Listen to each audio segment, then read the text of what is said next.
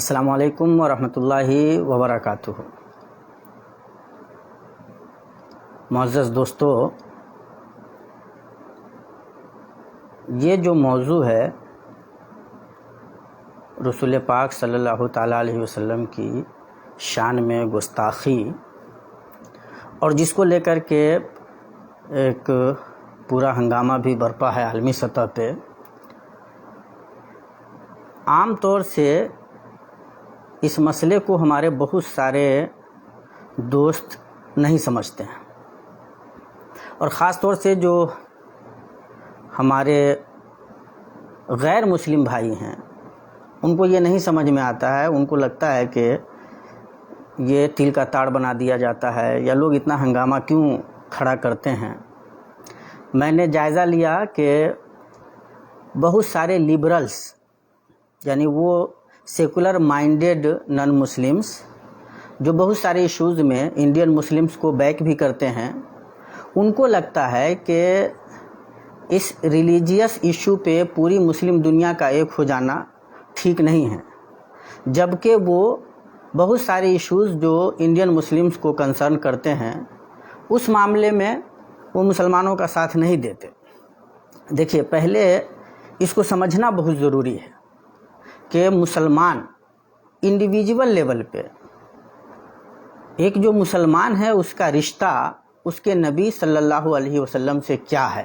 آخر ایسا کیوں ہے کہ جب نبی صلی اللہ تعالیٰ علیہ وسلم کے بارے میں دنیا کے کسی بھی کونے میں ایسی کوئی بھی بدتمیزی یا گستاخی ہوتی ہے یا ابھدر بھاشا کا پریوگ ہوتا ہے، تو مسلمان چاہے جس دنیا کے جس کونے میں جی رہا ہو اس کو تکلیف ہوتی ہے اور وہ اپنی تکلیف کا اظہار کرتا ہے۔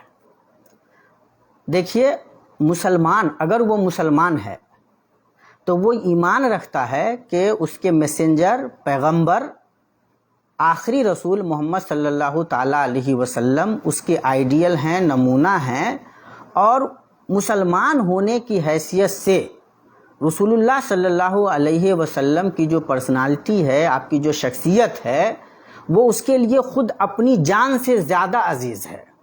مسلمان اپنی جان قربان کر سکتا ہے، لیکن رسول اللہ صلی اللہ علیہ وسلم کے بارے میں کوئی غلط بات قبول کرنے کے لیے تیار نہیں ہوگا۔ یہ مسلمان بحیثیت مسلمان کی یہ اس کی ذمہ داری بھی ہے، یہ اس کا کرتویہ بنتا ہے کہ وہ اپنے رسول صلی اللہ علیہ وسلم سے خود اپنے سے بھی زیادہ محبت کرے۔ اس لیے جب آپ رسول اللہ صلی اللہ علیہ وسلم کے بارے میں کوئی غلط بات بولتے ہیں تو بائی نیچرلی اس مسلمان کو، ہم مسلمانوں کو تکلیف ہوتی ہے۔ تو آپ اگر ہیومن رائٹس کو مانتے ہیں اور مانتے ہیں کہ کسی کے بھی سینٹیمنٹ کو ہرٹ نہیں کرنا چاہیے، تو آپ کو یہ بات سمجھنی چاہیے کہ دنیا کے چاہے جس خطے میں جی رہا ہو مسلمان، وہ رسول اللہ صلی اللہ علیہ وسلم کے بارے میں کوئی بھی غلط بات کہی جائے گی تو اس کو بے انتہا تکلیف ہوتی ہے، اینڈ لیس گریونس جس کو آپ کہہ سکتے ہیں۔ وہ ایسا فیل کرتا ہے، اتنی تکلیف اس کو ہوتی ہے جتنی تکلیف اگر آپ اس کو مار دیں گے، اس کی جان لے لیں گے تو اس کو نہیں ہوگی، چونکہ وہ اپنی جان سے زیادہ، اپنے بال بچوں سے زیادہ، اپنی ماں، اپنے باپ سے زیادہ رسول اللہ صلی اللہ علیہ وسلم سے محبت کرتا ہے۔ اس کو پوری دنیا سے زیادہ رسول اللہ صلی اللہ علیہ وسلم سے محبت کرنی ہے، اور وہ کرتا ہے۔ اس لیے دیکھیے، بہت سارے معاملات ہو جاتے ہیں، ایک دیش کا مسلمان دوسرے دیش کے مسلمان کے بارے میں بات نہیں کرتا ہے۔ بہت سارے معاملات ہوتے ہیں جن کو ہم انٹرنل میٹر کہتے ہیں، اور دنیا مان لیتی ہے کہ یہ بھائی آپ کا انٹرنل میٹر ہے۔ لیکن اگر آپ رسول اللہ صلی اللہ علیہ وسلم کے بارے میں، قرآن کے بارے میں کوئی بات کہیں گے تو یہ ایک مسلمان کا مسئلہ ہے، یہ پرتیک ویکتی کا وہ مسئلہ ہو جاتا ہے، اور یہ سمجھنا بہت ضروری ہے۔ اور آپ دنیا میں 2 ارب سے زیادہ لوگوں کے سینٹیمنٹ کو ہرٹ نہیں کر سکتے۔ پھر ایک چیز اور، ہمارے بہت سارے جو لبرل نن مسلمس ہیں، یا بہت سارے مسلمان بھی ایسے جو لبرل مائنڈڈ ہیں، ان کو لگتا ہے کہ بھائی کرٹیسزم کی تو اجازت ہونی چاہیے۔ بھائی دو چیزوں میں فرق ہے۔ ایک یہ ہے کہ کسی بات پہ آپ کرٹیسائز کر رہے ہیں، چلیے آپ تنقید کر رہے ہیں اور آپ کسی بات کے لیے کوئی دلیل دے رہے ہیں، کسی بات کو آپ سمجھنا چاہ رہے ہیں، وہ ایک دوسری بات ہے۔ اور ایک یہ ہے کہ آپ گالی بک رہے ہیں، ایک یہ ہے کہ آپ ابھدر بھاشا کا پریوگ کر رہے ہیں، ایک یہ ہے کہ آپ مذاق اڑا رہے ہیں، تو آپ کو تنقید کرنے کا حق ہے، اور یہ خود اسلام میں بھی ہے۔ ہم مسلمان بھی لوگوں کی تنقیدیں سنتے ہیں، قرآن پہ بھی تنقید لوگ کرتے ہیں، ہم ان کو بھی سنتے ہیں، حدیثوں پہ کرتے ہیں، ان کو سنتے ہیں، رسول اللہ صلی اللہ علیہ وسلم کے بارے میں بھی لوگ تنقید کرتے ہیں، ہم ان کو سنتے ہیں، اور ان کا جو اچھا جواب ہو سکتا ہے، جو ترک ہو سکتا ہے، وہ ہم دیتے ہیں اور دینا چاہیے۔ تنقید سے نہیں روکا گیا ہے اور نہیں روکا جا سکتا ہے۔ تنقید میں اور گالی دینے میں فرق ہے، تنقید کرنے میں اور ابھدر بھاشا یوز کرنے میں فرق ہے۔ تنقید کرنے میں، کرٹیسائز کرنے میں، کسی چیز کے بارے میں سوال قائم کرنا اور پوچھنا، ایک سلیقے سے ایک بات رکھنا، اس میں اور گالی دینے میں فرق ہے۔ آپ دنیا کی کسی بھی مذہبی شخصیت کو، جو ریلیجیس پرسنالٹیز ہیں، جو سیکریڈ ہیں، جن کو لوگ عزت دیتے ہیں، آپ ان کے بارے میں غلط بھاشا نہیں یوز کر سکتے۔ ایشو جو ہے نا، اس کو سمجھنا بہت ضروری ہے۔ دیکھیے، اور یہ ایسی بات نہیں ہے کہ ایک عقل مند آدمی نہیں سمجھتا ہے۔ آپ کو کسی معاملے میں کوئی بات نہیں سمجھ میں آئی، آپ ایک ٹپنی دیتے ہیں، آپ اعتراض کرتے ہیں، آپ تنقید کرتے ہیں، اور یہ جو سامنے والا آدمی ہے وہ بھی سمجھتا ہے، لیکن آپ کو کوئی بات نہیں سمجھ میں آئی، یا آپ کی نیت خراب ہے، آپ ایک خراب من سے گالی بک رہے ہیں، آپ ابھدر بھاشا یوز کر رہے ہیں، آپ ڈیروگیٹری جو لینگویج ہو سکتی ہے وہ استعمال کر رہے ہیں، تو کسی بھی سبھے سماج میں، کوئی بھی جو سویلائز سوسائٹی ہے، اس میں آپ کو اس بات کی اجازت نہیں دی جائے گی۔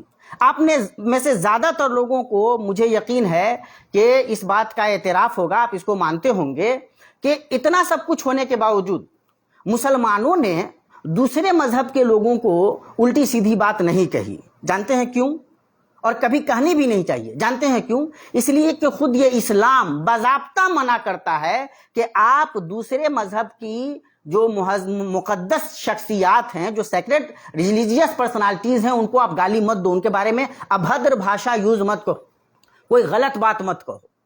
بلکہ اس سے بھی تھوڑا سا آگے اگر اس کو سمجھداری سے سمجھیے تو ہم مسلمان تو شروع سے اللہ تبارک و تعالیٰ نے آدم علیہ السلام کو پیدا کیا، حوا کو پیدا کیا، آدم حوا سے لے کر ہمارے جو رسول محمد صلی اللہ علیہ وسلم ہیں ان تک جتنے بھی میسنجر، پیغمبر اور اوتار آئے ہیں، دودت آئے ہیں، ہم تمام کو مانتے ہیں۔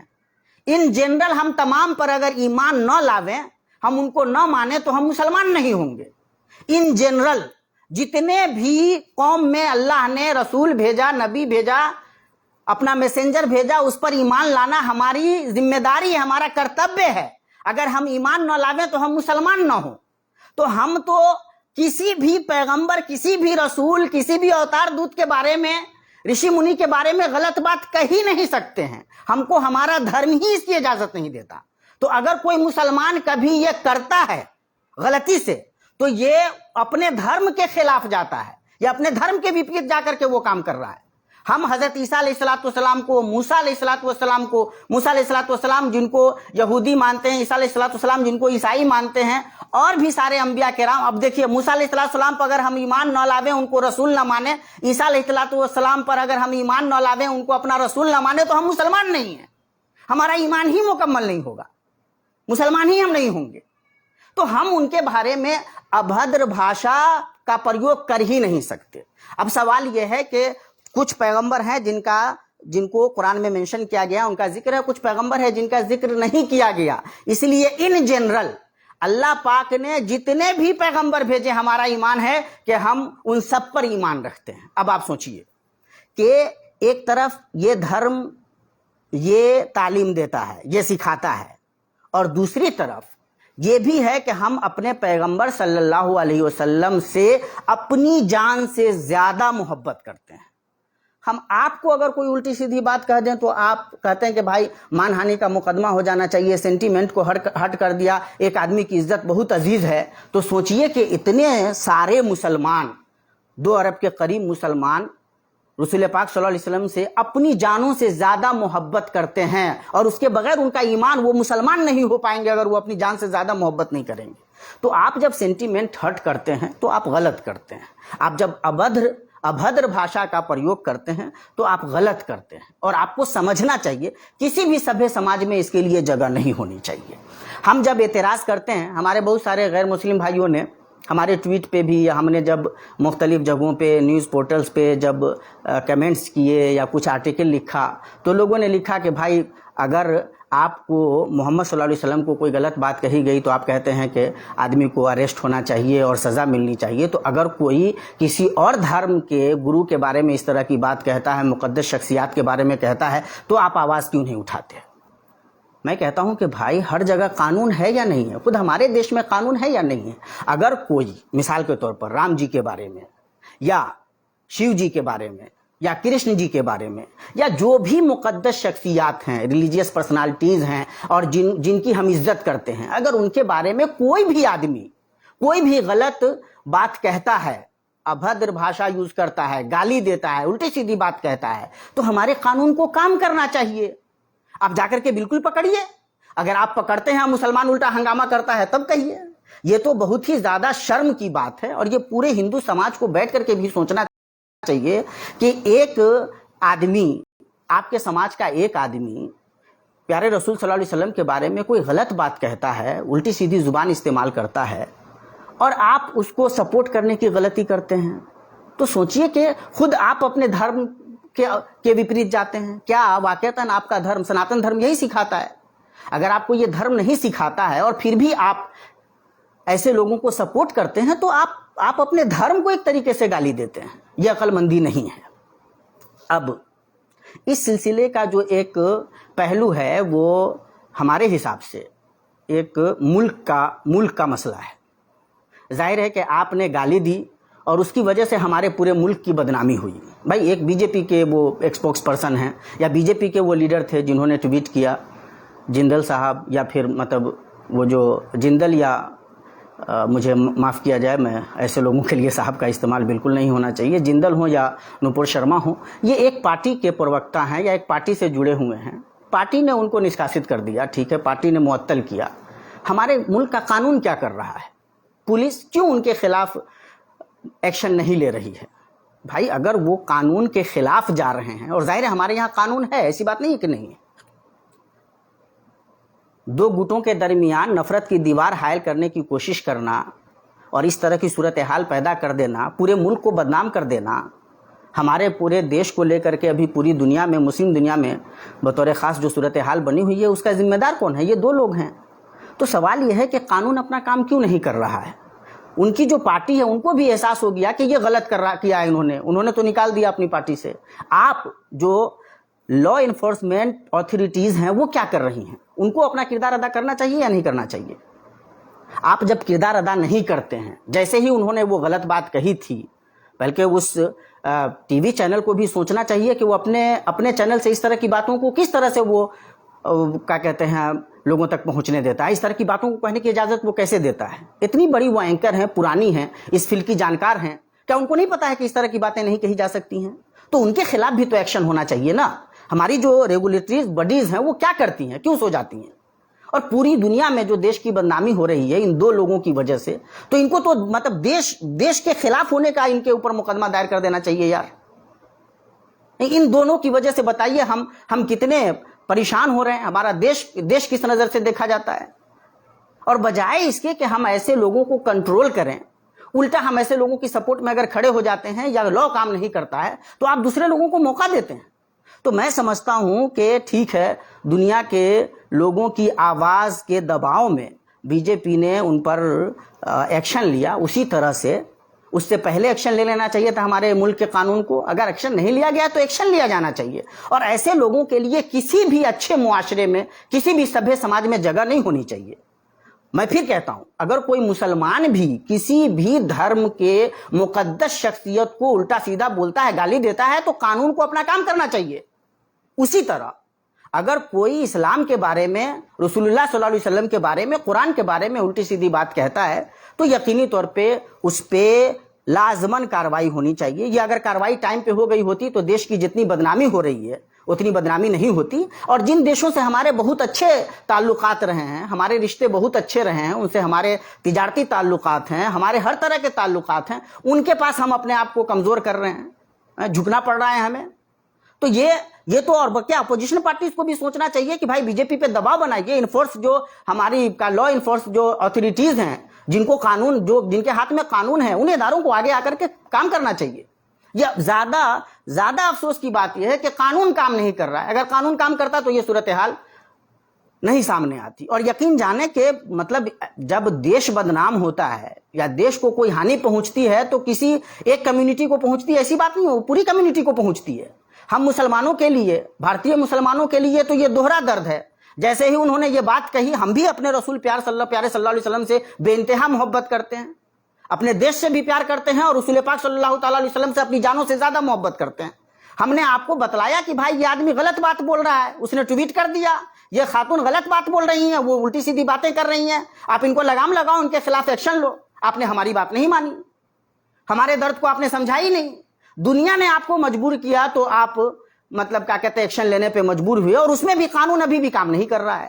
تو یہ سوچنے کی ضرورت ہے، پورے دیش کو بیٹھ کر کے سوچنے کی ضرورت ہے۔ آپ اپنے یہاں کے 20 کروڑ کی آبادی کی بات نہیں سنتے، اس آبادی کا درد آپ کو نہیں سمجھ میں آتا ہے، لیکن جب دنیا آپ کو مجبور کرتی ہے تو آپ سمجھنے پہ مجبور ہو رہے ہیں۔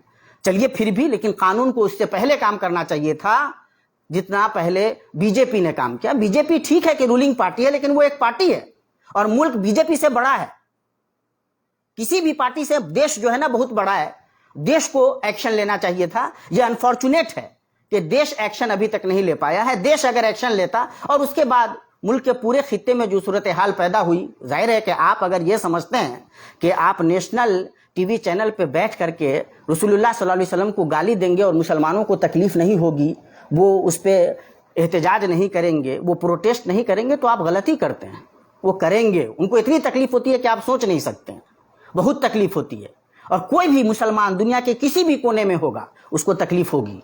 یہ انٹرنل میٹر کہہ کر کے ہم پلو بھی نہیں جھاڑ سکتے ہیں۔ اس لیے ہمارے جو لبرل بھائی ہیں ان کو یہ سمجھنا چاہیے کہ ہندوستان کے جو مسلمانوں کے بہت سارے مسائل ہیں وہ انٹرنل میٹر ہو سکتے ہیں، لیکن جب آپ پروفیٹ صلی اللہ علیہ وسلم کے بارے میں الٹی سیدھی بات کہتے ہیں تو دنیا کے کسی بھی کونے میں بیٹھے ہوئے مسلمان کو ہرٹ کرتا ہے، اور وہ ہرٹ فیل کرے گا، اس کو تکلیف ہوگی، وہ اس کو آہت ہوگی، اور یہ سمجھنا پڑے گا ہم لوگوں کو۔ اگر نہیں سمجھیں گے تو جو ابھی صورتحال پیدا ہوئی ہے، دیش کی جس طرح سے بدنامی ہو رہی ہے، اور جو ظاہر ہے کہ اکنومیکلی بھی ہم کہیں نہ کہیں ویک ہوں گے اس کی وجہ سے، تو یہ جو ابھی صورتحال سامنے آ رہی ہے اس کی بڑی وجہ یہ ہے کہ اب تک ہم ایسے لوگوں کو بڑھاوا دیتے رہے ہیں جو آ کر کے الٹی سیدھی باتیں بولتے ہیں۔ ظاہر ہے پولیٹیکل گین کے لیے آپ اپنی ساری جو بیس ہے آپ کی سوسائٹی کی، یونیورسٹی، یونٹی ان ڈائیورسٹی، ہم پوری دنیا کو مطلب دکھاتے رہے ہیں کہ یہ دیکھو کیسے جیا جاتا ہے، مختلف سمودائے کے لوگ آپس میں محبت پیار سے کیسے رہتے ہیں، ہم اس کا سمبل رہے ہیں، دنیا ہمیں سیلوٹ کرتی رہی ہے۔ اس پورے فیبرک کو توڑنے والے لوگوں کو جب آپ گارلینڈ کرتے ہیں، ان کو آپ مالا پہناتے ہیں، تو یہ صورتحال پیدا ہوتی ہے جو صورتحال پیدا ہوئی ہے۔ اب جس مسئلے کو لے کر کے یہ سوال اٹھایا گیا، اور جس کے بعد ہمارے بہت سارے مسلمان بھائی بھی ڈیفینسو ہو گئے، بھائی رسول پاک صلی اللہ تعالیٰ علیہ وسلم کی ایک شادی، کئی شادیوں میں اللہ کے نبی صلی اللہ علیہ وسلم جب 25 سال کے تھے تب آپ صلی اللہ تعالیٰ علیہ وسلم نے خود سے 15 سال بڑی خاتون سے شادی کی، حضرت خدیجہ رضی اللہ تعالیٰ عنہا سے، جو اس وقت 40 سال کی تھیں، اور دو شوہر پہلے ان کے رہ چکے تھے۔ آپ سمجھیے، ایک 25 سال کا جوان آدمی ایک ایسی خاتون سے شادی کر رہا ہے جس کی عمر 40 سال ہے، اور جو آلریڈی دو مردوں کی زوجیت میں، دو مردوں کی زندگی میں نکاح میں رہ چکی ہیں، اور ان سے شادی کر کے ان کی زندگی میں جب تک وہ زندہ رہیں رسول پاک صلی اللہ تعالیٰ علیہ وسلم نے اور کوئی شادی نہیں کی۔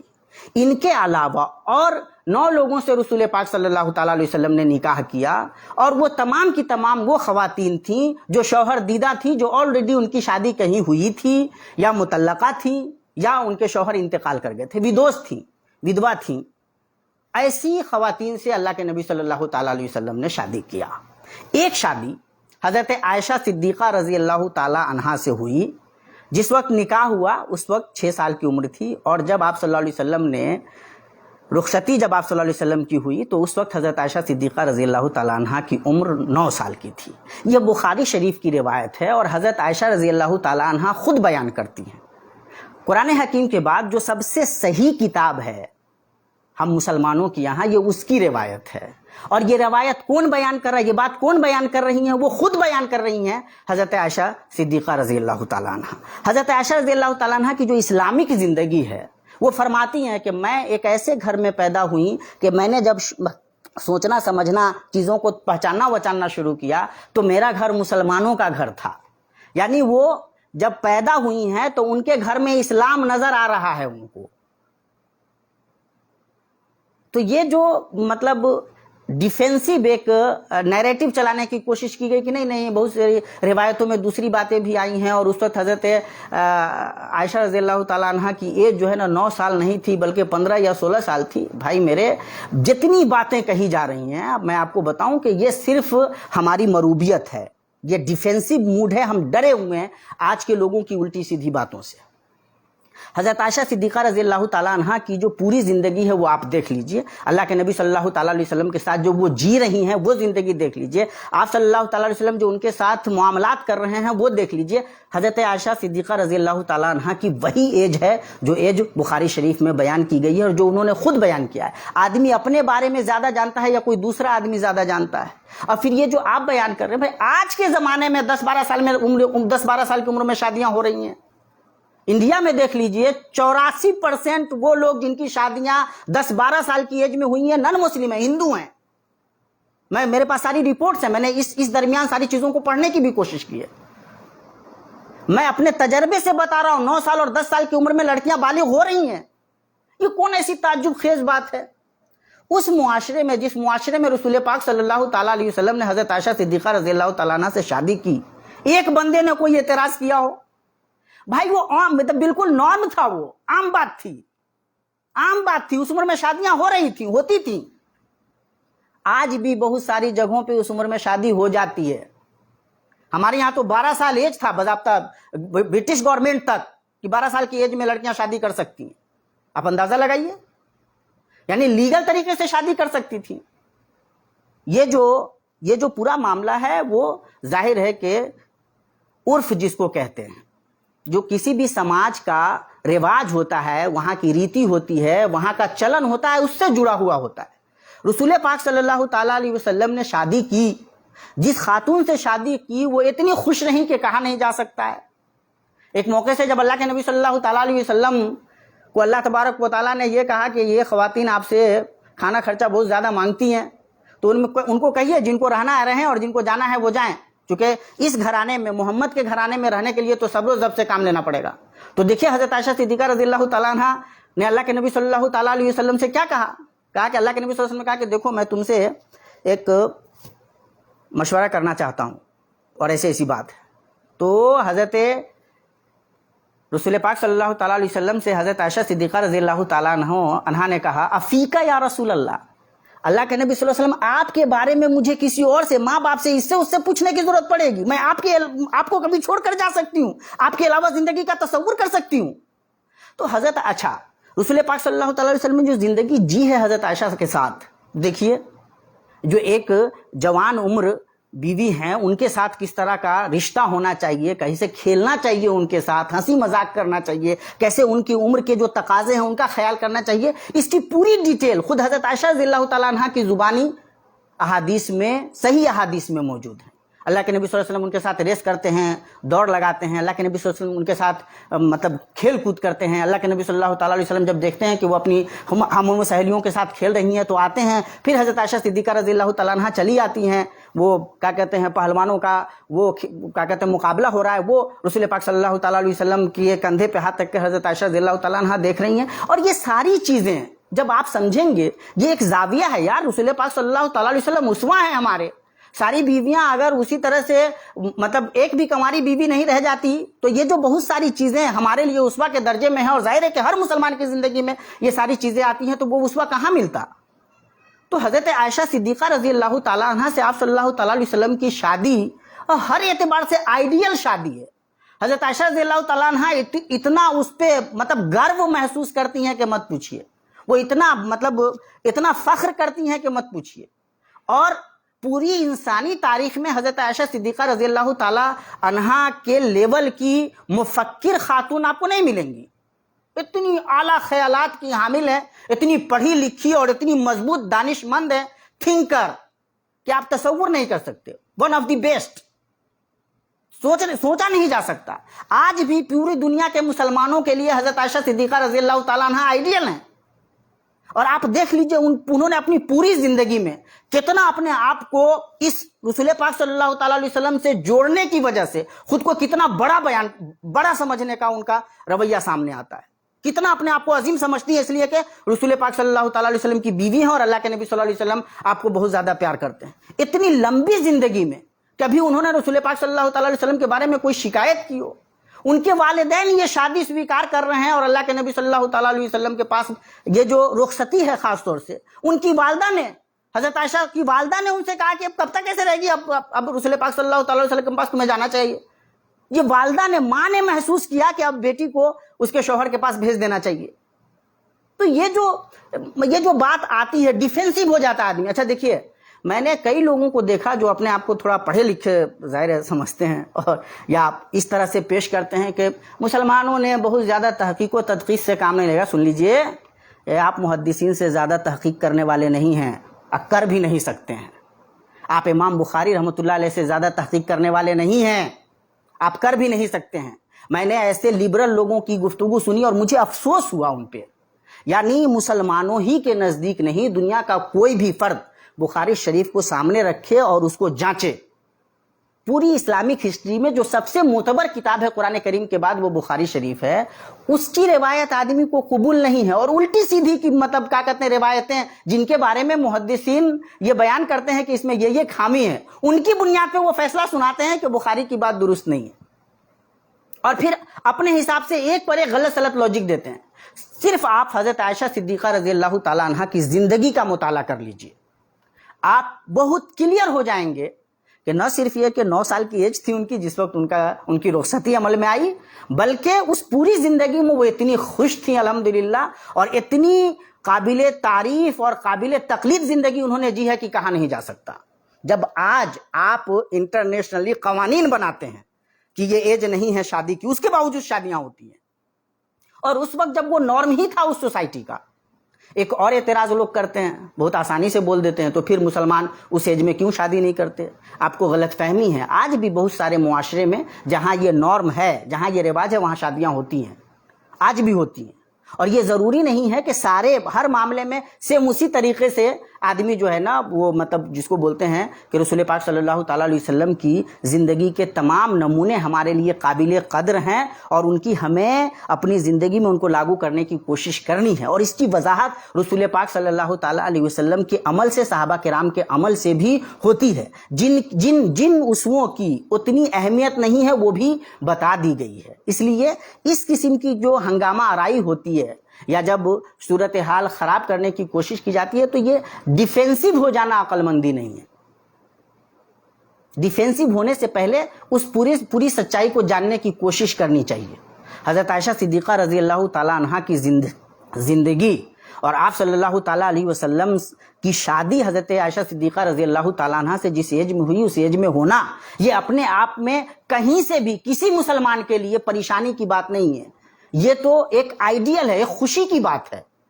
उस एज में जब शादी हुई और उसके बाद जो असरात मुरत्तब हुए हैं उसको समझने की जरूरत है। और उस पूरे मुआशरे में कभी एक बंदे ने कहा हो कि अल्लाह के नबी सल्लल्लाहु ताला अलैहि वसल्लम ये क्यों कर रहे हैं? अच्छा, ऐसा होता कि भाई ये सिर्फ रसूल पाक सल्लल्लाहु ताला अलैहि वसल्लम की शादी हुई हो, भाई उस मुआशरे में ये होता ही था, ये आम बात थी।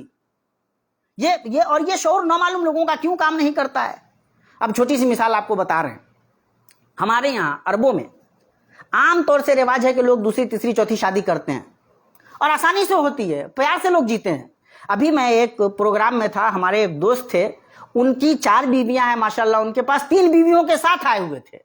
हमारी अहलिया बता रही थी कि वो बीवियां जब अपना तारुफ करा रही थी तो बता रही थी मैं दूसरे नंबर की हूं, मैं तीसरे नंबर की हूं, मैं चौथे नंबर की हूं। उनके मुआशरे में ये कोई काबिल एतराज चीज नहीं है, बहुत आसानी से जीती है माशाल्लाह। कुरान में भी इसका मौजूद है कि आदमी 2, 3, 4 शादी कर सकता है, करना चाहिए। हमारे मुआशरे में, हमारा जो खासतौर से बड़े सगीर का हिंदुस्तान का जो मुआशरा है, उसमें एक शादी से ज्यादा जब दूसरी शादी करती है तो देखिए पहली वाली बीवी कैसा हंगामा करती है, पूरा खानदान खिलाफ हो जाता है।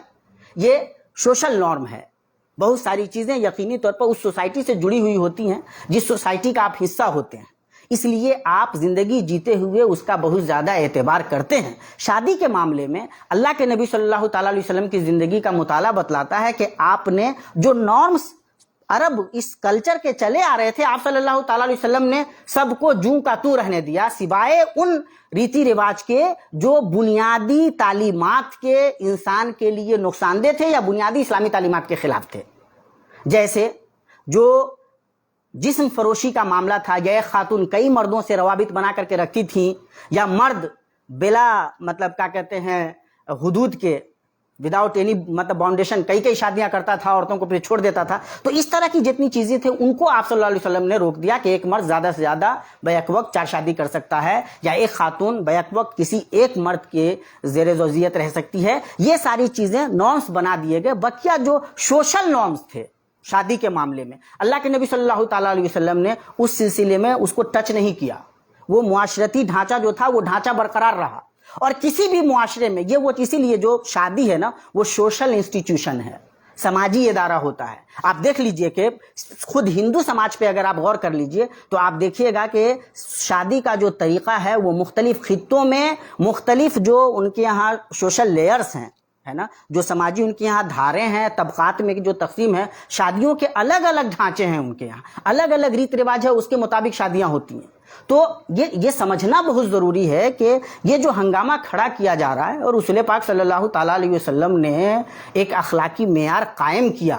آپ صلی اللہ علیہ وسلم نے دکھلایا کہ اگر 40 سال کی خاتون سے شادی کی ہے آپ نے 25 سال کی عمر میں، تو آپ نے کس طرح سے نبھایا ہے، آپ نے کس طرح سے اعلیٰ اخلاقی جرأت کا مظاہرہ کیا ہے۔ آپ صلی اللہ تعالیٰ علیہ وسلم جب 50 سال کی عمر میں ہیں اور پھر آپ مختلف خواتین سے شادی کرتے ہیں جن کی شادیاں ہو چکی ہیں، ودوا ہیں، یا پھر وہ بیوہ ہیں، یا پھر ان کے شوہروں نے ان کو طلاق دیا ہوا ہے اور آپ شادی کر رہے ہیں، تو ان کے ساتھ آپ نے کس طرح سے اچھی زندگی جی ہے۔ اور ایک نوخیز ابھی جوان بالغ ایک بالکل کیا کہتے ہیں کنواری لڑکی آپ کی زندگی میں آئی ہیں، تو آپ صلی اللہ تعالیٰ علیہ وسلم نے ان کے تقاضوں کے ساتھ کس طرح جی کر کے دکھلایا ہے۔ یہ ایک آئیڈیل بہترین نمونہ جو ازدواجی زندگی کا ہو سکتا ہے، وہ اللہ کے نبی صلی اللہ تعالیٰ علیہ وسلم نے اپنی تمام خواتین کے ساتھ، امہات المومنین کے ساتھ، ہماری جو مائیں ہیں ان کے ساتھ اللہ کے نبی صلی اللہ علیہ وسلم نے وہ کر کے دکھلایا ہے۔ اور دراصل اسی نقش قدم پہ چل کر کے ہم مسلمان بہتر زندگی جی سکتے ہیں۔ اس لیے میں یہ بہت اعتماد کے ساتھ آپ کو کہنا چاہتا ہوں کہ یہ جو ہم ڈیفینسو ہو جاتے ہیں، اور ڈیفینسو ہونے میں یہ نہیں ہے کہ ہاں ٹھیک ہے، میرے کہنے کا یہ مطلب نہیں ہے کہ ڈیبیٹ نہیں ہے۔ کئی سارے لوگوں نے اپنے حساب سے اس کو دیکھنے کی کوشش کی ہے، اور اس کا یہ مطلب نہیں ہے کہ ڈیبیٹ نہیں ہو سکتا ہے۔ میں نے شروع میں کہا کہ اعتراض ہو سکتا ہے، اس بارے میں گفتگو ہو سکتی ہے، دلائل کھنگالے جا سکتے ہیں، لیکن ڈیفینسو ہونے کا مطلب، مرعوب ہونے کا مطلب یہ ہے کہ کسی ایک آدمی نے یہ بات کہہ دی۔ بھائی آپ آج کے معاشرے میں مثال کے طور پر ہومو سیکسولیٹی کو لے لیجئے، آپ لیو ان ریلیشن شپ کو لے لیجئے، لیگلائز کر دیا گیا۔ مرد مرد سے شادی کر سکتا ہے، عورت عورت سے شادی کر سکتی ہے، بغیر شادی کے 2 جوڑے آپس میں رہ سکتے ہیں، بچے پیدا کر سکتے ہیں۔ آپ یورپ کی صورتحال دیکھ لیجئے، 40% تک ایسے بچے ہیں معاشرے میں جن کے باپ کا پتہ نہیں ہے۔ آپ اندازہ لگائیے، ان کو لیگلائز کیا گیا ہے۔ اب کل کو یہ کسی معاشرے کا نارم بن جائے تو کیا ہماری جو تہذیبی قدریں ہیں، ہم اس حساب سے، ان کے حساب سے اب اس کو ڈیفینسو ہو کر کے اس کے بارے میں ایک مروبیت پال کر کے کہ نہیں یہ کہہ رہے ہیں، بڑے لوگ ہیں، اعلیٰ کلچر کے لوگ ہیں، یہ کہہ رہے ہیں تو ان کی بات مان لیں؟ عجیب و غریب یہ مروبیت کی عجیب و غریب صورتحال ہے، اور اس سے نکلنا چاہیے۔ دیکھیے، اللہ کے نبی صلی اللہ تعالیٰ علیہ وسلم نمونہ ہیں، اور میں کہتا ہوں کہ آپ صلی اللہ علیہ وسلم کی زندگی کو اسوہ کے طور پہ دیکھنے کے لیے آپ صرف رسول پاک صلی اللہ تعالیٰ علیہ وسلم اور حضرت عائشہ صدیقہ رضی اللہ تعالیٰ عنہا کے ازدواجی تعلقات کو دیکھ لیجئے، آپ نہال ہو جائیے گا۔ آپ کے وہ ایمان کی وہ چاشنی ملے گی، وہ لطف ملے گا، وہ مزہ آئے گا کہ آپ تصور نہیں کر سکتے۔ اما عائشہ صدیقہ رضی اللہ تعالیٰ عنہا اور رسول پاک صلی اللہ تعالیٰ علیہ وسلم کی ازدواجی زندگی دراصل ہم تمام مسلمانوں کے لیے مشعل راہ ہے، اور اتنی عظیم دولت کو آپ ڈیفینسو ہو کر کے عجیب و غریب انداز میں اس کی تعبیر کرنے لگتے ہیں۔ یہ دراصل ہماری ڈری ہوئی ذہنیت ہے۔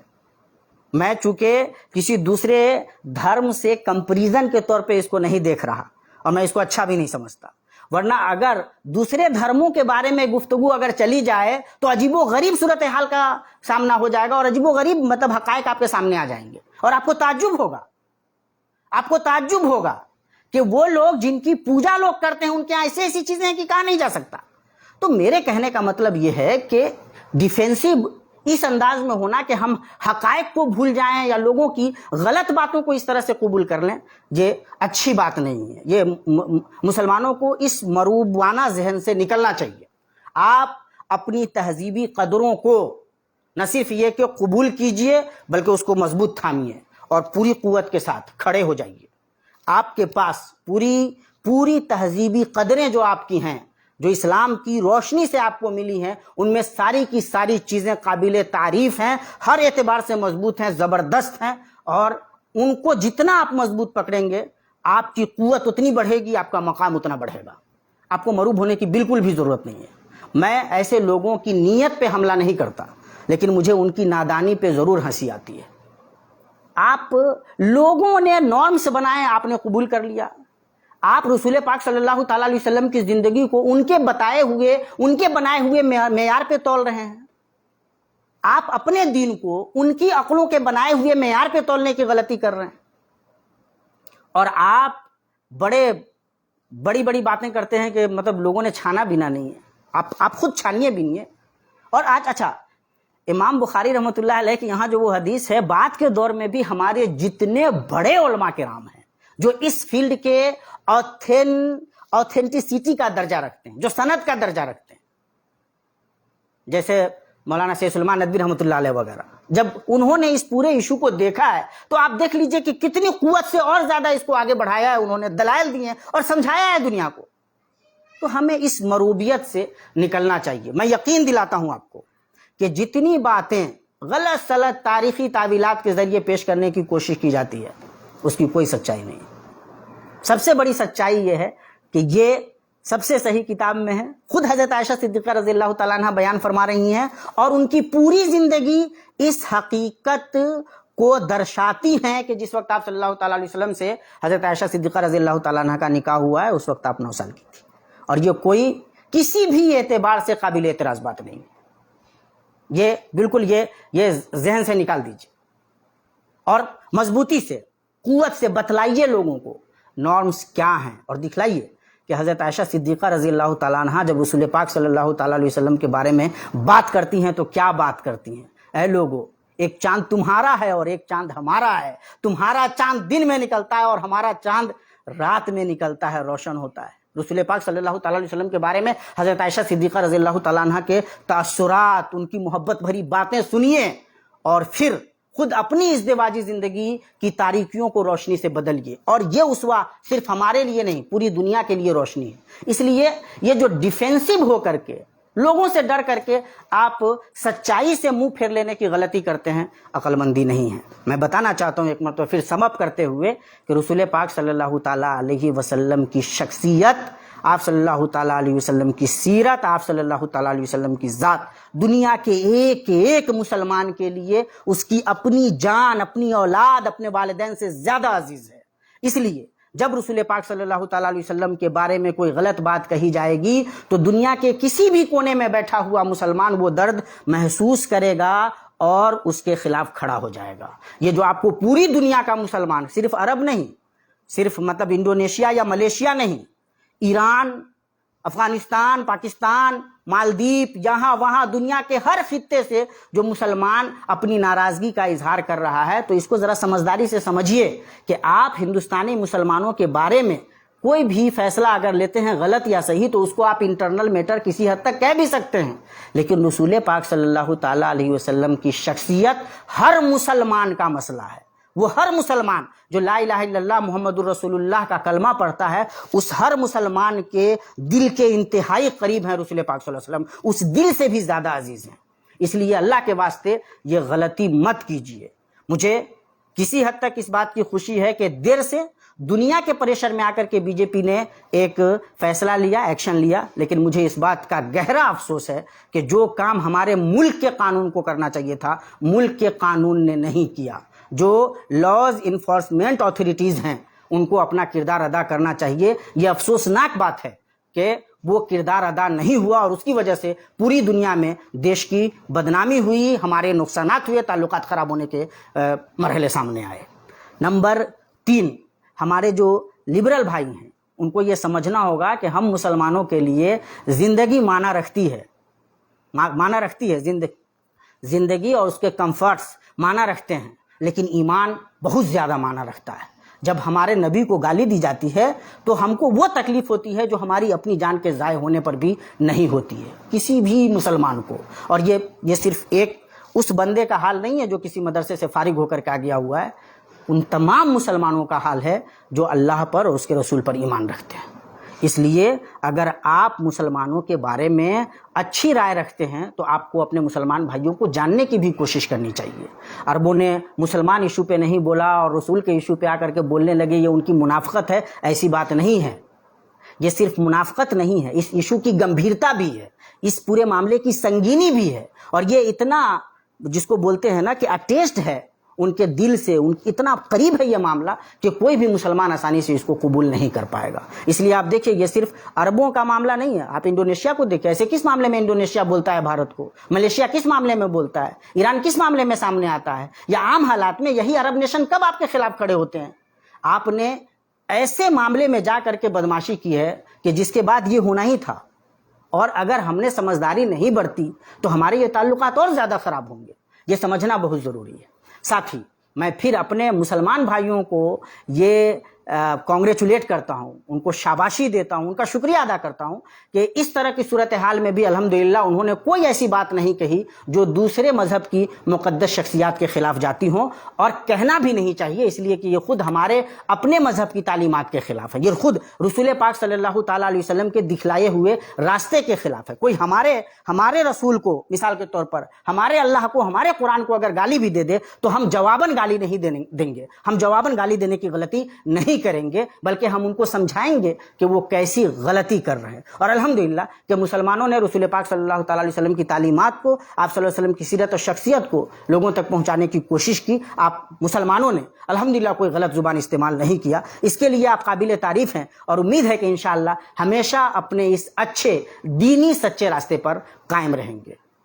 پانچویں بات اور جو آخری بات ہے، حضرت عائشہ صدیقہ رضی اللہ تعالیٰ عنہا سے جس وقت رسول پاک صلی اللہ تعالیٰ علیہ وسلم کی شادی ہوئی ہے، 6 سال کی عمر میں نکاح ہوا، 9 سال کی عمر میں آپ صلی اللہ علیہ وسلم نے سے رخصتی ہوئی، ان کی والدہ نے رخصتی کروایا، اور اس میں کہیں سے بھی ڈیفینسو ہونے کی کوئی ضرورت نہیں ہے۔ رسول پاک صلی اللہ تعالیٰ علیہ وسلم کی سیرت کے یہ تمام نمونے ہمارے لیے روشنی ہیں، مشعل راہ ہیں، ہمیں اپنی زندگی میں روشنی لینی ہے۔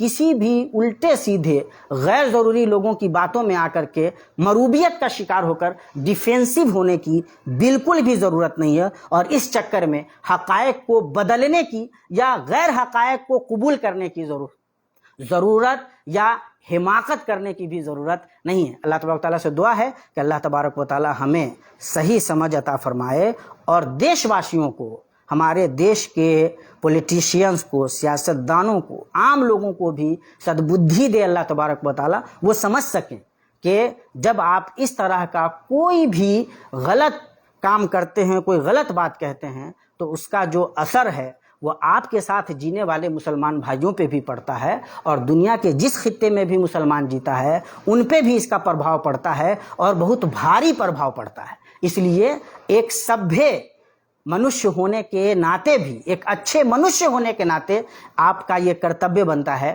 کہ آپ اس طرح کی غلطی نہ کریں۔ آپ یقین جانیں کہ آپ کسی بھی مذہب کی دینی شخصیت کو گالی دے کر کے آپ اپنے بارے میں بتلاتے ہیں کہ آپ کتنے نیچ آدمی ہیں، آپ یہ ثابت کر دیتے ہیں کہ آپ کسی بھی مہذب سوسائٹی میں، سویلائز سوسائٹی میں جینے کے حقدار نہیں ہیں، آپ کسی بھی اچھے کاؤز کو فیور نہیں کرتے ہیں۔